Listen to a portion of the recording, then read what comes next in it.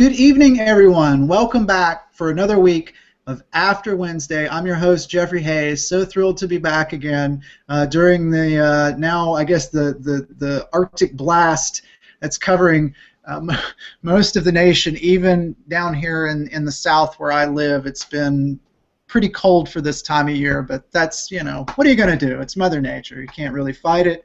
I'm excited. My guest tonight is someone, an artist, a writer, a musician. I've been wanting to get him on the show for some time. I talked to his partner and sometime co-collaborator last week, Matt Sheean. This week on the show, I have Malachi Ward, and I do have audience Q&A enabled. So if you're watching the broadcast tonight on Google Plus, through the show page, you can type your questions for Malachi, and I'll be more than happy to ask them. But not to delay too much, let me introduce him. Here's Malachi Ward. How you doing tonight, man? Pretty good. How are you? I'm doing fantastic. I'm doing great. Now you're out on the. Are you on the West Coast? Is that right? Yes. Yeah. South Pasadena is where I South live. Pasadena. How's the weather? Oh, I think it's in the 70s right now. Pretty nice. Oh man, oh that'd be lovely. We're supposed to get back up to it here in Alabama. Hopefully in the next week it'll crawl back up there for us just in time for Thanksgiving. But I'll keep my fingers crossed on it. Yeah. Well, let's. I want to get started tonight. I want to ask you about. We'll get to your comics work, but I really want to start tonight by talking to you about your music and about the band that you're in, the Denouement. I was listening to your two releases over on Bandcamp, and I'm gonna bring up that page for everyone to see here. And the songs are very melodic. And compositionally, they make me think about bands like Yo La Tengo and Grizzly Bear and 80s New Wave and a splash of the Mars Volta also. What kind of music sort of do you and have you always gravitated towards? How did you get into music? Well, I mean, my parents listened to a lot of music, although not too much. A lot more like classical and jazz and stuff like that. Uh-huh. So I kind of found my way into more like pop music a little bit on my own. Mm-hmm. I remember finding I think through Sesame Street or something like that, Sure. Like Dolly Parton and like Michael Jackson and stuff like that. Yeah. When I was really young, but only knowing like a couple songs and stuff like that. But I don't know. I've always been really drawn to music.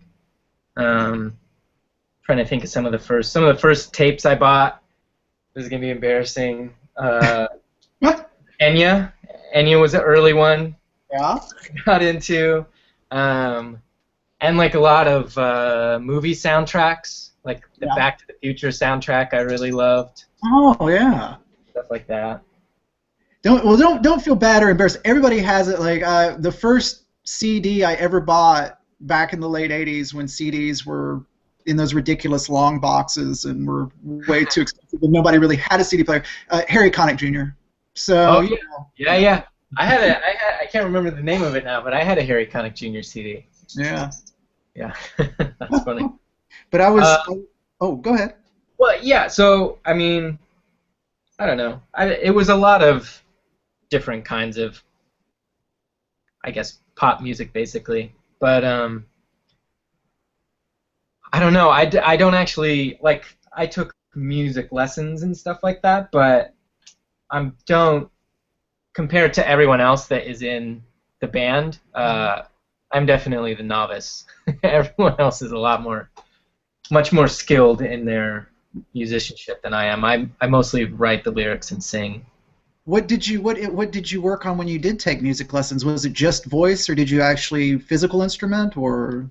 I played clarinet for a little while and drums most of the time. Oh, cool. what you what's been the process like when you get together to you've recorded two albums together? What's the process been like in trying to get people together to record? Is it an organic thing? You all have to be together, or is it more of a digital age where everybody can just sort of put their parts together and email each other and do it that way? Well, it's actually been a little while since we finished the cartography Mm-hmm.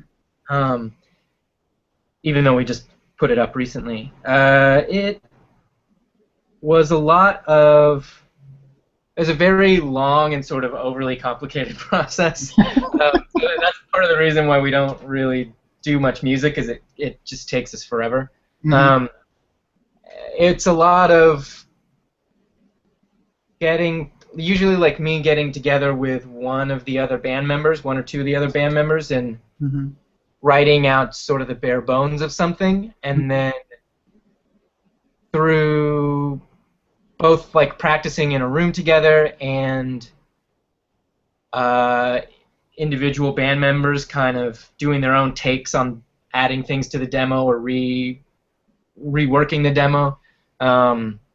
Yeah, just kind of evolving a song through that process. But almost every song went through a lot of iterations and took way longer than they probably should have to write. Do you still are y'all gigging, playing live, or are you on a complete break from that?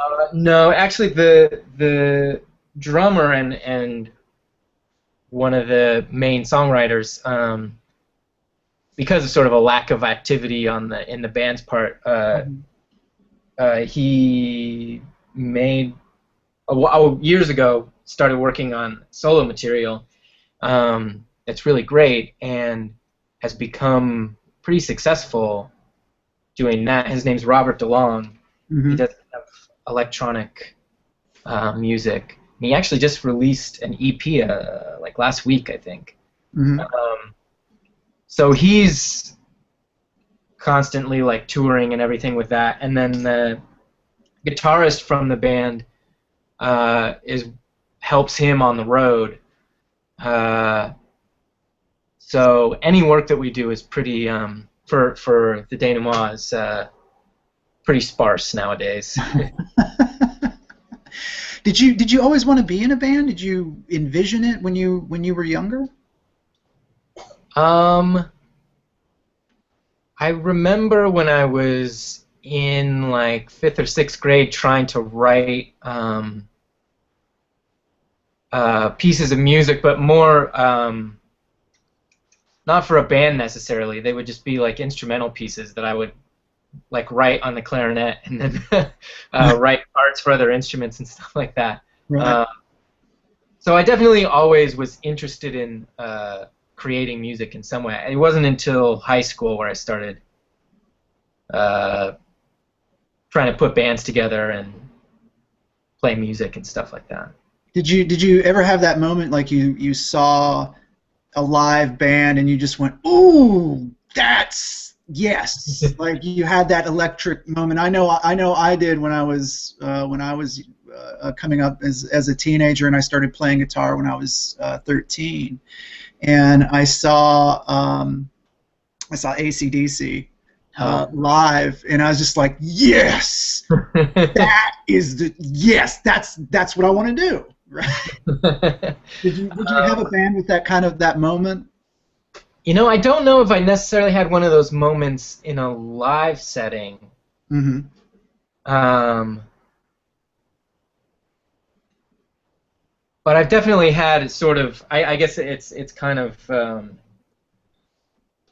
There'll be sort of different markers in my life where there'll be some sort of musical epiphany that I'll have where something just hits you in a certain way and it kind of shifts your perspective on what music can be. I don't know that there was necessarily a single one that I remember. Mm-hmm. But the soundtracks, like those, like Star Wars and Indiana Jones and Back to the Future, Mm-hmm.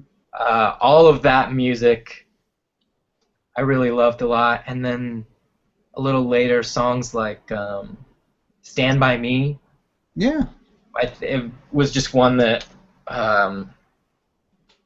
yeah, a lot of times it was sort of the more melancholy pop songs that like really got me.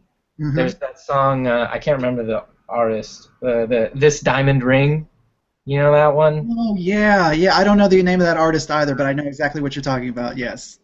So a lot of the like, I don't know, a lot of songs like that where I sort of, even at a younger age, got that there was like this emotional content that was resonating with me in a way that I maybe didn't understand at the time, but You, still registered. Yeah. I think too that that's the real magic of something in that is sort of maybe now it's more subconsciously planted in so many people. The for instance, you mentioned a number of scores by John Williams. Right. How that sort of has moved us in such strange ways and sort of planted a specific visual image in our head, but it's also allowed our imaginations to also sort of take off. And I was wondering, do you did you find yourself, and do you still find yourself when you listen to things like that? Does music and visual art sort of intermingle? Does it help you to to create, or to think, or to see things maybe a little bit differently? Yeah, definitely. Matt and I often have like sort of big playlists that we both kind of contribute to for different comics projects that we do. Mm-hmm. And for the work that I do on my own too, there's a lot of times there are chunks of music or specific songs sometimes that inform, maybe not in any way that translates into the reading experience, Yeah. but the creation process is definitely something that gets me into the right mindset. In some ways, I think music can be sort of a shortcut to an emotional state Mm-hmm. that's helpful to be in, especially when you're doing kind of like the thumbnailing or writing of like a comic, Mm-hmm. where you're really like blocking out how the story is gonna unfold. Um, So, it's, so, I think, to just get caught in kind of the mechanics of that, so and a lot of times music helps. So does music then sort of help you? It sounds like it may help you sort of to, when you say chunking, sort of work things out and sort of distill them down. Maybe is it thematically, or certain story beats, or I think that it can help with some of the thematic aspects, but a lot of times I think for me it's most effective on the emotional and like personal beats mm-hmm. of a story, so that you have a more clarified sense of the emotional thrust of a sequence maybe that you're working on. Mm-hmm. Uh, I mean, I don't know that being able to accurately articulate that is a whole other thing, but That's okay. I want to transition a little bit, and I want to take a look at some of your blogs and your web posting. You have a Tumblr and a web page and an Etsy page. Um, I I would describe your work to others, or I've attempted to describe your work to others as being sci-fi and or fantasy. And what is it about those genres that sort of inspire you to create stories? I think that sci-fi and fantasy stories in general can kind of, well, on one hand, you can tap into certain themes about a person's place in the universe or in this world through science fiction. In, I don't know if it's a more direct way, but a way that I think works really well, and that you can do in those genres that is it's conducive to those genres in maybe more than it is to other genres. So that's a big part of it, and then I think I watched a lot of science fiction and fantasy, or read a lot of science fiction and fantasy growing up. So in some ways, it's maybe just part of kind of the language of how I tell stories. What were your major science fiction and fantasy influences growing up? I watched a lot of Star Trek, The Next Generation. And I really liked the Back to the Future movies. I don't know that there was a ton of like straight fantasy when I was a kid or when I was younger that I was really into. Yeah, a lot of the, because even though I think Star Trek fits into that definition of science fiction, it also has a lot of the like mythology and world building that is also a big part of fantasy work. I would say too, and Matt Sheean and I were talking last week, he was talking about how when he grew up he watched the original Star Trek and grew to really be attached to that. And I think it's interesting how Star Trek and its many various spin-offs always is, I agree, science fiction, but I also think there's such a great degree of social commentary or even allegory within it, and I get that a lot when I read your work. I notice sort of themes about searching, searching for answers through myth or through religion. What's the draw of those themes to you? Was it just by watching things like Star Trek that it just got sort of maybe implanted, or have you put sort of a lot more thought into it as you've worked through various projects? I think that some of the I'm trying to think of how to put this.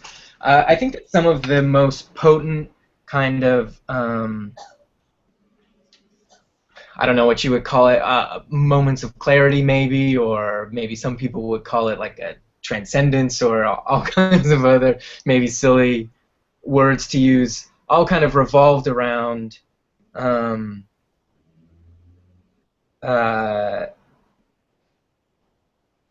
the sort of scale of existence and my sort of relative smallness within that, and kind of alternatingly comforting and terrifying parts of that.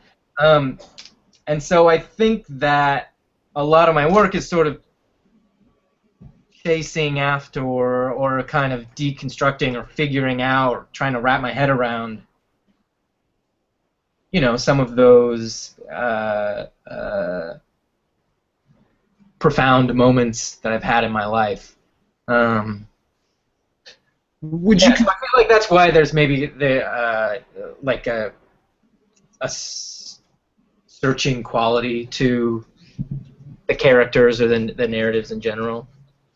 Would you also describe some of what you do? And Matt described his outlook as sort of, in his work, as sort of metaphysical. Would you also say that's sort of how you view things, or you're trying to make work make sense through sort of a metaphysical sensibility or lens? Yeah, I would Yeah, I think so. It's probably for me more kind of intuitive. If I approach something from that angle, then it's kind of by accident.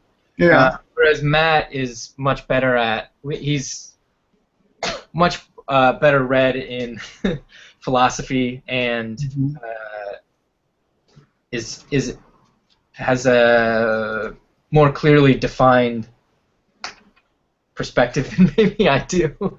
Um, so he's able to maybe be a little bit more purposeful in the way that he explores certain themes. But Well, I wouldn't say that necessarily. You seem to tap into a lot of fears with the things that both you and he confront in your work. There's a lot of fears of abandonment and fears of finding things out. Do you was the idea of fear when you were younger? Did you find yourself afraid of afraid of a lot of things? yeah, I think I would describe myself as an anxious kid in general. um, uh, I mean, a lot of that fear was probably just much more like tangible, real world things. Just like I don't Mhm. know. No, I had a very good easy life. It wasn't like I had a rough childhood or anything like that. Right, right. Um, but just the things that scare all kinds of kids. You know, Mhm. big dogs and stuff like that. Um, but yeah, I don't know. I was kind of a nervous kid, I guess. Um, and that's another genre that I latched onto pretty early was horror. Uh, Mhm. so that I think there's a strain of that runs through a lot of my work too. Mhm. Was it horror movies in particular that sort of tapped into that? I didn't really watch horror movies until a little bit later, but very early on. I really liked. I can't remember the artist now, but those collections of short stories of scary stories that have these kind of disturbing kind of ink wash Yes. drawings. Yes. Loved those. I mean, I think that they were really popular at the time. I love those, and just like there was like a Tales from the Crypt show on when I was a kid, and Yeah, the HBO show, absolutely. and I didn't have cable, but I remember always trying to watch Are You Afraid of the Dark? So there was some kind of it appealed to me from a pretty young age, Hmm. um, and yeah, I think it has to do with that. I think it connects to that sense of mystery that also I think fantasy and science fiction um, can talk about in interesting ways. When you're that's interesting you mentioned that because I feel that a lot of your stories are very open-ended, and what I really do like about them is that you don't necessarily put a bow on things. Is that more your natural inclination of telling a story in that way, or do you have to really sort of think about it and say, well, I just don't want to really wrap things up because your work and your collaborative work also give a lot of license to the reader, and it seems like sometimes when I'm reading things like Expansion or your work in Profit, that you really give the reader credit. Not a lot of comic books do that. Not a lot of comic artists say, the reader's smart, they can pick up on things, or they can sort of create their own scenarios, or even their own ideas about some of the things that are occurring. Is that something that you think about, or that you maybe were influenced on early? It's definitely something that I think about. I think that's always kind of the line that in my own work and the stuff that I do with Matt, we're trying to navigate, is giving the reader the right amount of information, or the right amount of story. A lot of times, yeah, I think I understand, and I even though I haven't written that many stories really that are like that, but wrapping things up in like a very satisfying and conclusive way, I think is great. So far, most of the stuff that I've written doesn't necessarily do that. But I think that a lot of the times it has to do with the structure of the story, trying to make the structure of the story reflect the themes and emotions of the story. And yeah, sometimes it's important for a story to maintain a certain sense of ambiguity. You came to work on the Prophet title. How did that come about? I think, let's see, I think Brandon Graham had seen some issues of expansion, and I think we met him. Matt and I met him at a Stumptown one year, maybe 2010. And I think maybe later that year he asked us if we wanted to do some of the backup comics that were in Prophet. And we sort of we were just always kind of pushed for him to let us do more and more. So eventually we let him. We got him to let us do like a 3-part backup story instead of just a 1-part backup story, and then to do some pages here and there in the actual main title, and so yeah, it was just us being pushy. Is it hard to do mashups like that, where a bunch of different people are sort of contributing, and I'm going to assume that someone had written an outline or provided thumbnails maybe of some kind to say, okay, your pages will go here, this is what this sequence is, or was it more just like, hey, here's the page, do what you want with it? Brandon does like thumbnails the whole issue, and they're like color thumbnails too. But there's no, at that stage, there's not necessarily like a script or anything. It's thumbnails kind of with notes about what's happening in the story and like some reference images and stuff like that. And then with that, there's sort of an understanding that we have a lot of license with how to actually draw the pages that we're given. So we don't, no one necessarily has to stick with the specifics of how he laid out a page. But yeah, there's definitely like a master plan for that. Your drawing usually has, like, I'm curious about how you approach, because you have such great detail in your drawing, and especially in your environments and in your buildings, you have such a wonderful sense of sort of geometric shapes. Where does that come from? I'm looking at a picture right now that was posted, and you have this wonderful,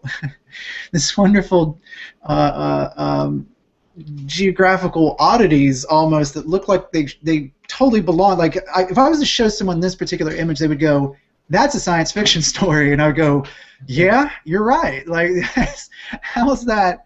How, how much do you work on sort of refining your geography and your skills at drawing buildings, or do you even really think that's important? You just sort of do it subconsciously. Well, this particular drawing was one that Matt penciled, Okay.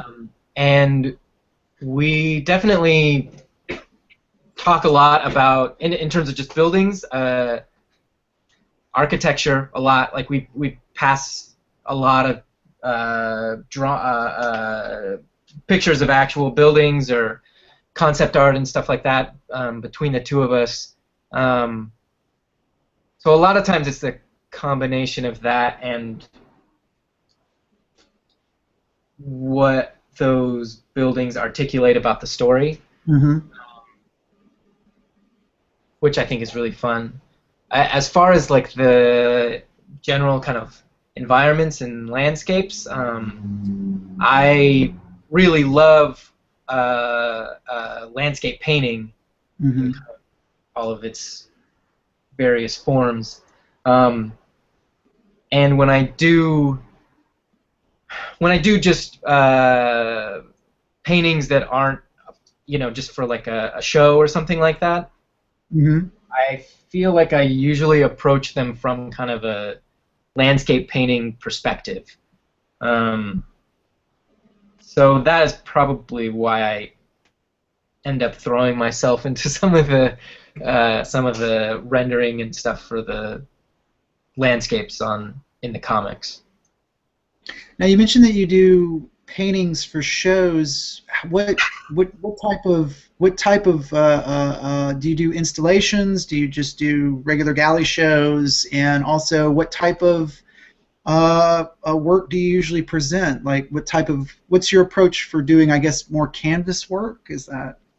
Yeah, they're usually on paper. It's usually gouache paintings,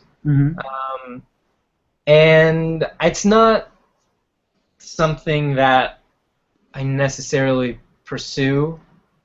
It's more that I've mostly have shown recently just at comic book shops. So it's usually just if somebody asks me to do a painting for something, then I'll do one. But generally, I focus more on making comics. But whenever somebody asks, if I want to do a piece for like a group show or something like that, I'm always excited to get a chance to do some painting. Did you do more painting than actual comic sort of drawing when you were younger? When I was younger, I wasn't really disciplined enough to do too much comic stuff. I would draw some like comic strip. They were just like blatant rip-offs of Calvin and Hobbes. So I would draw comic strips like that, and I think maybe once I've managed to make like a 10-page comic or something. A lot of the stuff that I drew was, it was kind of like superhero world building. So I'd like draw the characters and think of all these stories, but I never was like able to like actually draw a comic. Like I couldn't really bring myself to do that. Yeah. And then when I was more in like high school and definitely in college, it was more of like a fine art angle, making more like paintings, single images and stuff. Did you take a lot of art classes when you were in high school or even after? Yeah. I took as many art classes as I could in high school, and then in college I was like a drawing and painting major, and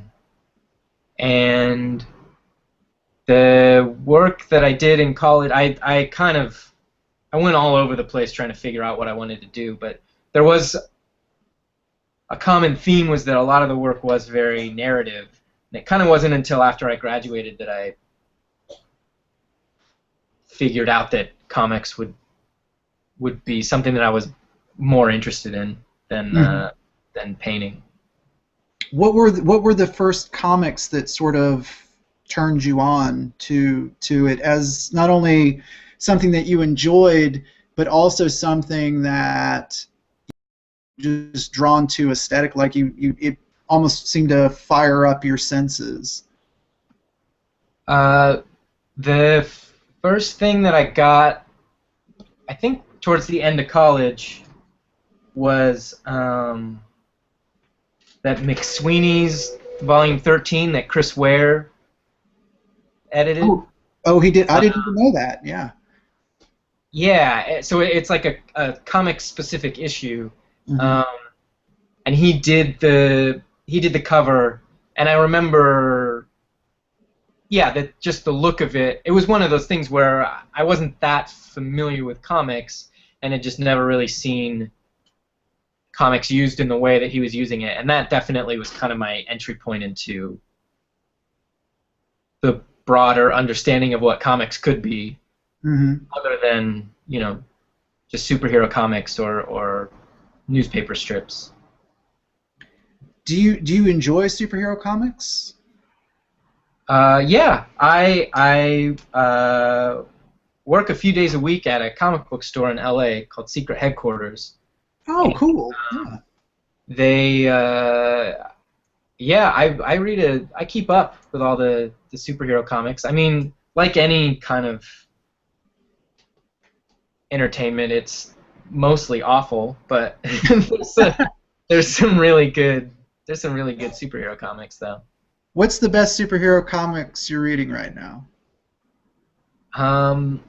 Let's see. The ones I'm liking a lot right now, there's a She-Hulk comic by I won't be able to say his name.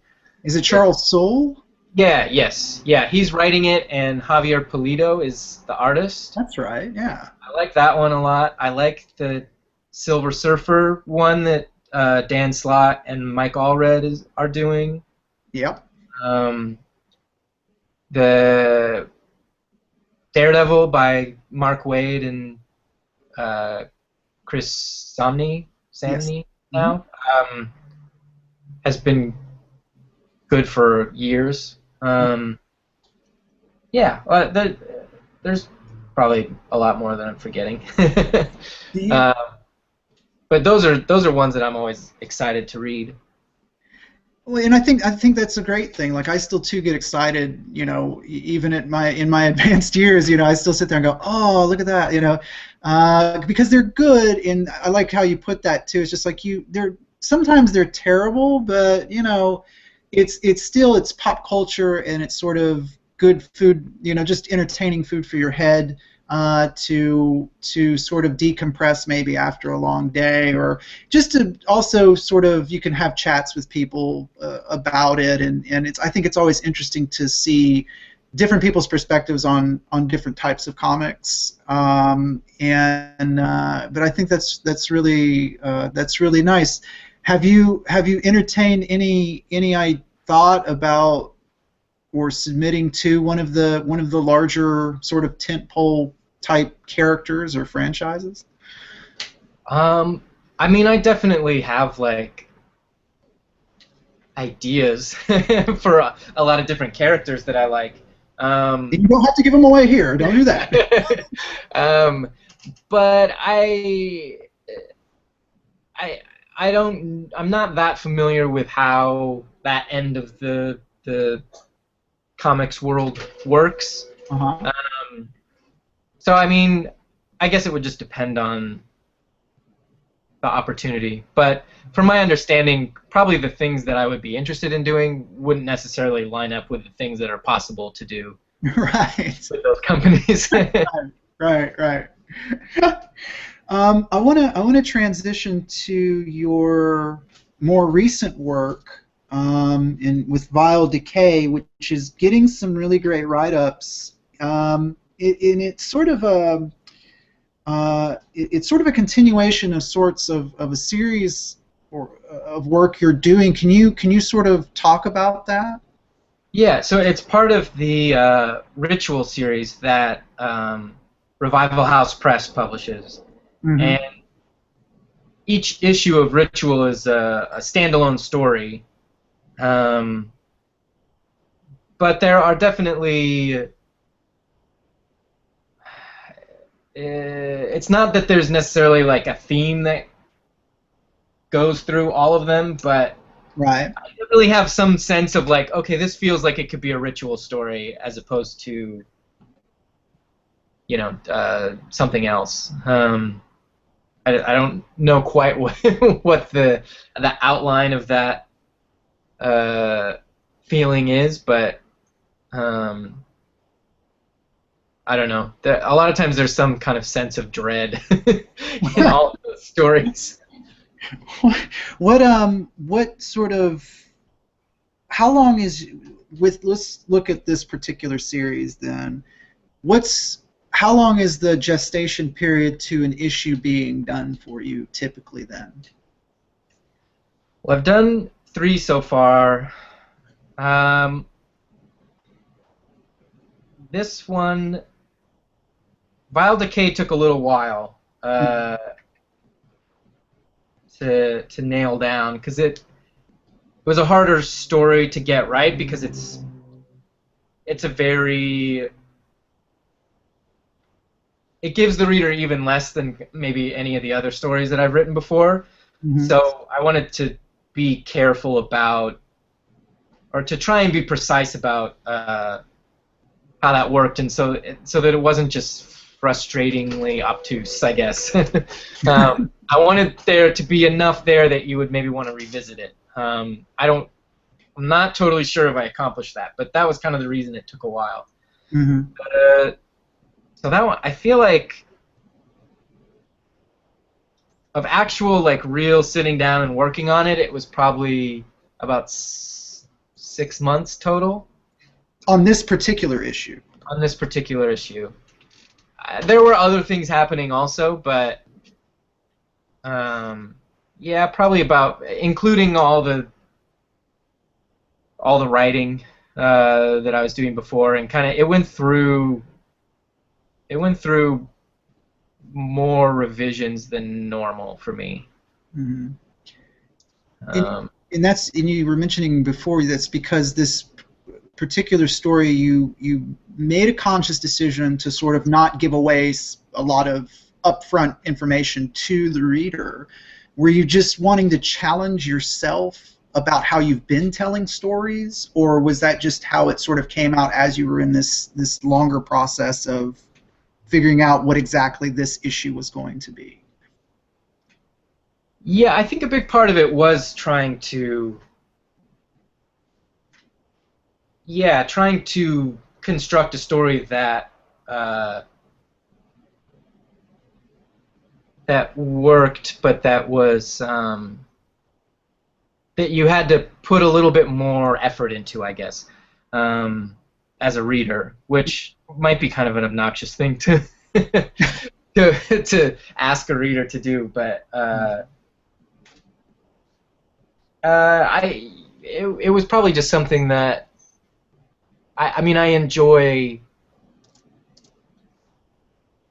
reading material like that or watching movies that are like that, where maybe like after the first encounter with the piece, I don't quite understand it, but I know that there's something there that I want to try and figure out. And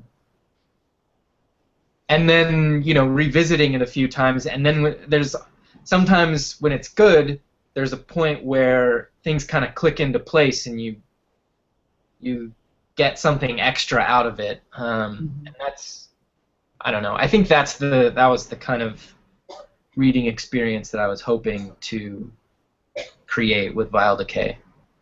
Have you had a lot of contact with people so far, other than, say, reviewers that have read the book? What has their feedback been to you? It's been positive, but it's also been you know, like I said, it's kind of it's sort of a tough read. Mm-hmm. Um, and I could definitely sense that that was something that they felt while they while they were reading it, even if they reviewed it positively. Mm-hmm. Um, and then I think I put a lot of I put a lot more effort into the way that this one was going to look than I Mm-hmm. maybe have in my past work. Um, so I think that that maybe gave me a little bit more leeway with the patience of the reader. It looked a little bit better than my past work. Well, you have a unique situation. You work in a major comic book store in a major mega city in America, and you have a lot of more interactions with people that actually buy comics on a regular basis. Do you take their sort of comments and conversations you have with them about what type of comics that they read sort of more to heart, or even maybe parallel with, say, people who write reviews or criticisms in places like, online or on blogs? Yeah, definitely. One of the great things about working at secret headquarters is, yeah, just kind of seeing how um, what appeals to people and kind of how they buy things, and uh, even in just sort of like very kind of pragmatic Mm-hmm. terms in like how a book looks, or you know how the book is presented. Mm-hmm. Um, there's a lot that I learned through working at the store. That's been really good. I mean, in terms of a general kind, like what kinds of stories click with people. Yeah, I guess it's kind of a combination of seeing what people are writing about online, and then also seeing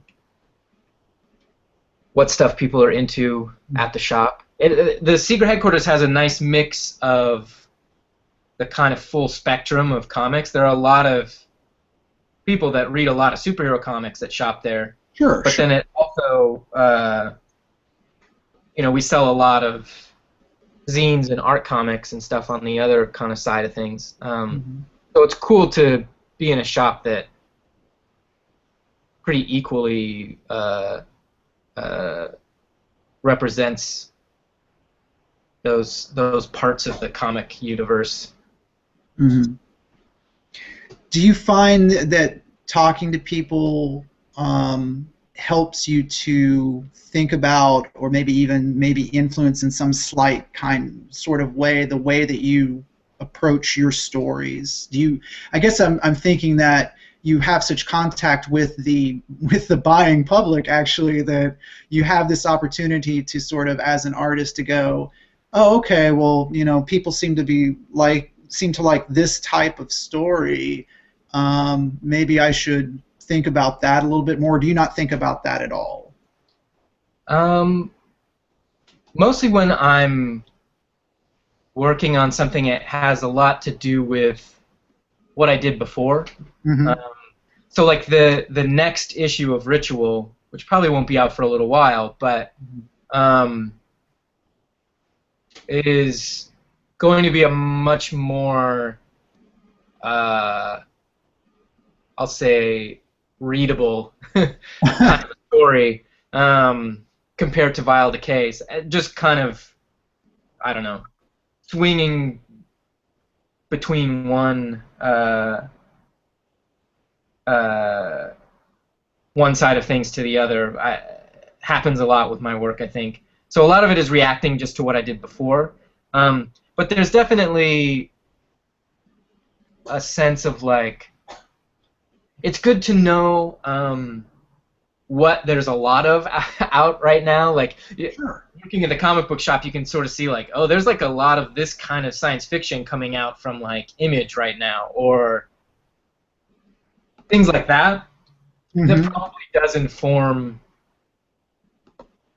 If you have a better idea of sort of the landscape, then I'd imagine that it must inform kind of my decisions. Although it's probably more like, well, that's being done, so maybe I won't do that.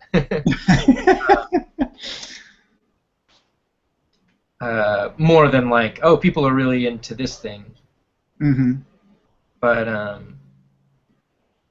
yeah, I definitely think that it's really valuable to work at a shop and have this sort of overview of what's being published. So what other projects have you got coming up, or what projects do you have coming up that you can talk about? I guess I should phrase the question that way. Yeah, that is a good question. What can I talk about?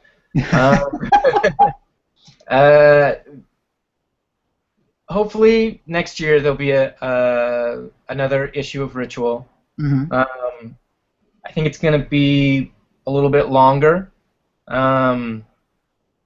Maybe more in like the 40-page range. And hopefully it's not. We don't really know yet, but I think it'll be in full color also.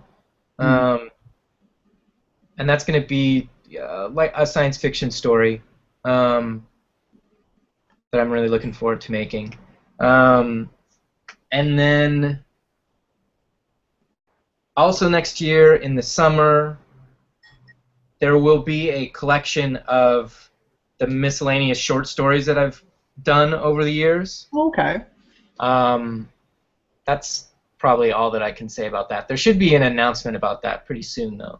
Oh, okay, great. Now, well, I guess you can't say. I was just about to ask, are you going to be publishing that, or is someone else going to be publishing that? But if you can't make an announcement, then don't worry about that. Well, and then Matt and I are working on something for a new Brandon Graham project that he's kind of overseeing that also has not been announced yet, but is going to be so awesome. And we're doing kind of like a longer story for that. That I'm really excited about. And that story's called Ancestor. Is that going to be a mashup type scenario, or? I don't know if I should say. No, don't, please don't. That's it'll be a longer story than anything that Matt and I have done so far, which will be really cool. Yeah, and we're working on it right now. Well, very, very cool, man. That's so good to hear. I'm glad to hear there's some stuff coming down the pipe. I'm very excited, as I am by your work and your collaborations with others. I'm going to wrap up the show. Can you hang out for a moment? Sure, yeah. Okay, fantastic. I want to thank my guest tonight, Malachi Ward. Folks, he's all over the place on the net. You can find him. I put up his Tumblr tonight, his website, the Bandcamp site, where you can listen to some of his fantastic music as well. I am a big fan of Expansion. You can go over. You can find that on his. Is it still through Etsy that you're selling that, or was that through the webpage itself? Yeah, you can get it on Etsy's probably the best place to get it on. Yeah. Etsy's the best place to get it. So check him out over. Just type it in Google, pull it up with Etsy. Get Expansion, folks. It's so amazing. I want to thank everyone for tuning in this week. Please feel free to share the show via Google+, Facebook, Twitter, or YouTube. Whatever your choice is, as soon as the live broadcast is over each and every time, it automatically archives over on my YouTube page, and I provide a link for that on social media for folks to check out. If you want to contact me on social media, usually the best way to do that is via Twitter. You can contact me at JLDPROD2002. If you would like to get in contact with Malachi Ward and to follow him, and you can do that. He is at Malachi Ward, and that's with capital M and capital W. Is that correct? Yeah. Okay, fantastic. Well, Malachi, again, thank you so much for taking time out of your day today, and thank you to everybody else. And until next time, folks, please be safe.